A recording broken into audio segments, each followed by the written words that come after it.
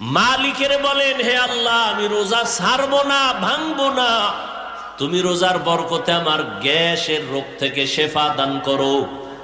তুমি আমার রোজার বরকতে আমার পেটের রোগ থেকে মুক্তি দাও। রোজার বরকতে আমার ডায়াবেটিস কমায়া দাও।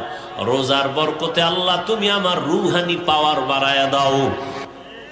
একজনে একটা ঘর তুলছে, পূর্ব দিকে একটা জানালা রাখছে। কি ভাই, আপনি জানালা পূর্ব দিকে কেন?